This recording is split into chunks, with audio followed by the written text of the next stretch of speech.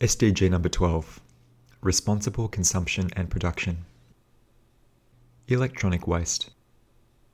This goal and indicators 2022 score results paint an ugly portrait of the industrialised world.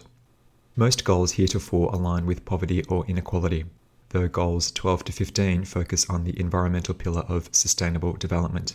The environmental goals are scathing of the developed countries, an inverse phenomenon whereby sub-Saharan Africa and South Asia are often on track, and the high-income countries score red. The definition for this e-waste indicator is waste of both an electric and electronic nature, for example TVs, mobile phones, computers and computer accessories, game consoles, and printers. Be mindful about your disposal of electronic and electric waste, beginning from the initial purchase. Assess whether you need an item in the first place, flowing through to the care given to it after purchase. Once it has ceased to serve your ends, are you able to find another life for it? Could you donate it to a charity shop or even strip it of its components? You can research if there's a facility taking e-waste in your local area. Many of us have encountered the alliterative reduce, reuse, recycle. Though hackneyed as it is, it holds merit vis-a-vis e-waste. In summary, limit your e-waste to 0.2 kilograms or less per year by 2030. Production-based SO2 emissions. This indicator measures emissions of sulfur dioxide from the production of goods and services, in contrast to natural emissions, for example, volcanoes. Sulfur dioxide is one sulfur atom attached to two oxygen atoms. When you light a match, burning sulfur, the smell is sulfur dioxide. Those who may take part in the production of sulfur dioxide may be those working in industries and occupations burning sour gas and sour crude, both instances of fossil fuels bearing considerable amounts of sulfur. The extraction of copper can lead to emissions of sulfur dioxide, as can cement production and the process of producing sulfuric acid. The biggest sources, though, are burning fossil fuels, smelting, and metals processing. Rather than being a greenhouse gas itself, fossil fuels contain this polluting chemical, which can result in acid rain. We already know we should be decarbonising and shifting to renewable energy. Part of the global decarbonisation path will be decarbonising industrial processes, reducing the emissions of sulfur dioxide in the process. Only Kuwait scored red in the 2022 index, with emissions counted as those consumed from production as well as exports. In summary, for readers in countries off track working in the fossil fuel industry or other heavy industry, end emissions of sulfur dioxide by 2030. SO2 emissions embodied in imports. The 2030 aim for this indicator is to end the emissions of sulfur dioxide embodied in imports, aiming for citizens of countries off track to end the outsourcing of emissions to countries off track from the previous indicator. We learned in the previous indicator this means cutting back on the use of fossil fuels, as well as cement and metals production. It asks you to reconsider your use of goods and services using these inputs. We'll discuss further the impacts this may have on the country which originated the embodied emissions within SDG number 13. The same principle of sulfur dioxide will hold up for carbon dioxide emissions. In summary, for readers in countries off track, seek alternatives to imports by 2030 of fossil fuel, cement, and metals from countries off track in the prior indicator. Production-based nitrogen emissions. This is another production-based indicator, akin to the indicator we looked at earlier relating to production-based sulfur dioxide. The indicator's 2030 aim is to reduce production-based nitrogen emissions to 2 kilograms per capita. In SDG number 2, we explored the indicator for the Sustainable Nitrogen Management Index and the importance of balancing the Earth's nitrogen cycle. One of the major greenhouse gases is nitrous oxide, a compound of nitrogen, often emitted from agricultural soil in tandem with the use of fertilizers. Nitrogen is essential to food production and to provide nutrition to the plants, but it pollutes the ecosystem. It's often overlooked agriculture is a key driver of the greenhouse effect causing climate change, albeit without the nefarious reputation of fossil fuels. We need to recognize agriculture for its contribution to greenhouse gas emissions, often in the form of methane emissions from livestock or even deforestation to clear land for agricultural use.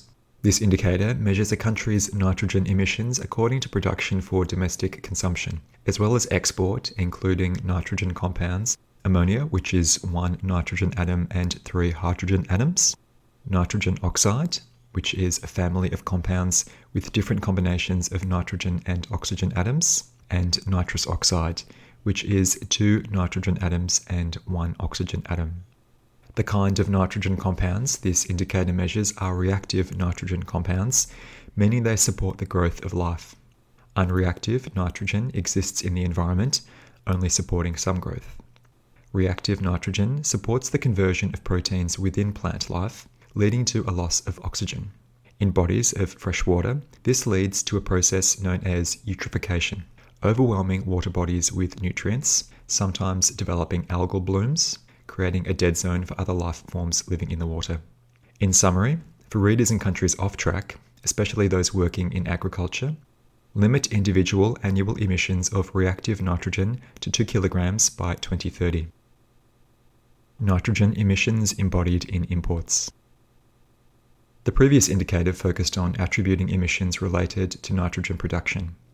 This indicator looks at the other side of the equation, that is, demand for goods causing nitrogen emissions in the form of imports. A research team studied the origin of nitrogen emissions, finding developed countries drove demand. So, what can readers from developed countries scoring red or orange for this indicator do to reduce their demand for embodied imports of nitrogen? Few of us think of ourselves as being responsible for the import of nitrogen and its compounds. But what goods and services will you find it in? The focus is on agriculture, in particular meat and dairy consumption as a driver. This is due to the implications of nitrogen-based fertilizer use, as well as intensive farming and food waste, because the runoff of the fertilizer in the soil makes its way into the water cycle. The textile industry is also a major driver of embedded emissions, especially leather, furs, and down feathers.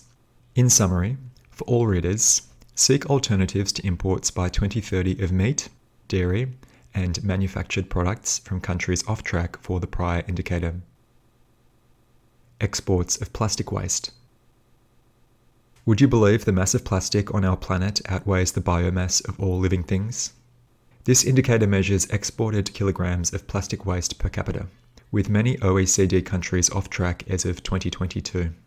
Across a total population, the biggest exporter of plastic waste for 2021 were Germany, Netherlands, and Japan, each exporting more than 600 million kilograms. The biggest plastic waste exporter per capita, however, is Belgium, exporting 29 kilograms per Belgian over the past 5 years. The biggest plastic polluter overall is China, accounting for an estimated quarter of plastic waste ending up in the oceans, followed by Indonesia with a tenth of the global total. However, China was both the largest producer of plastic, as well as the chief destination for exports, until it restricted such waste several years ago, diverting to Southeast Asia.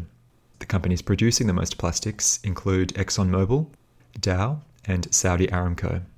Furthermore, the top 10 companies found in brand audits driving plastic production are number 1, Coca-Cola, 2, PepsiCo, 3, Nestle, 4, Danone, 5, Mondelez, 6, Procter & Gamble, 7, Unilever, 8, Perfetti Van Melle, which makes Chupa Chups and Mentos, 9, Mars, and 10, Colgate-Palmolive.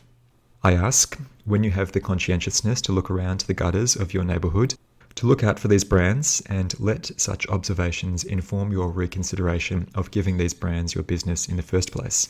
Many of us are now aware of the harms of plastic pollution due to the resistance of the large molecules of polymers to degrade in the environment, threatening ecosystems and the functioning of life.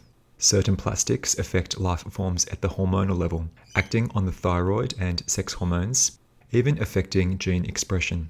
This pollution could threaten wildlife with extinction and deplete the health of soil and water, even destroying habitats. So, once plastic has served its utility to us, how can we get it out of our lives? As of 2015, a quarter of global plastic waste was incinerated, which can be a major source of pollution. More than half was sent to landfill, which is less than ideal, and a fifth was recycled, which is the more ideal of these three outcomes. A positive development is an amendment to the Basel Convention, A treaty controlling hazardous waste being sent from developed to developing countries, which now includes plastic waste.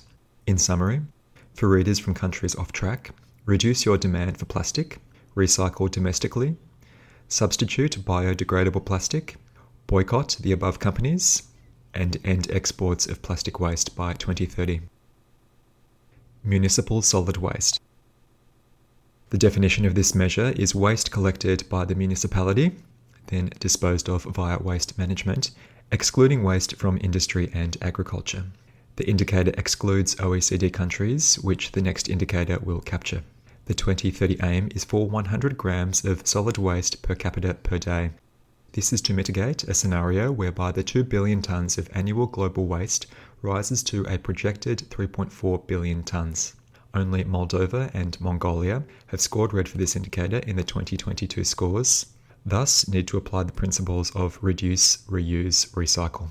It's a matter of our attitudes toward the physical materials we use in our day-to-day activities, beginning with the decision of whether we need the material in the first place, and if we take it into our hands, what we will do with it once it ceases to serve our ends. In summary, for readers in countries off track, limit your municipal solid waste to 0.1 kilogram per day by 2030. Non-recycled municipal solid waste. This indicator is the same as the previous, except excluding recycled and composted waste.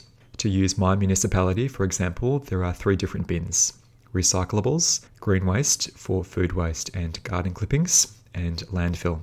The idea is to fill the latter option with less than 600 grams per day. My municipality also lists a range of alternative means of recycling and reusing several types of items, narrowing the range of items suitable for the old-fashioned landfill bin. Be willing to make the effort and use your curiosity about what can go where. Check the arrangements for your respective municipality on their website, enumerating what types of waste they'll accept and recycle. It's common for plastics which municipalities are unable to recycle to include plastic bags, recyclable items disposed of in plastic bags, disposable nappies, polystyrene foam, and bubble wrap. Some municipalities recycle garden waste, and you can recycle food waste and garden waste at home via compost or similar methods.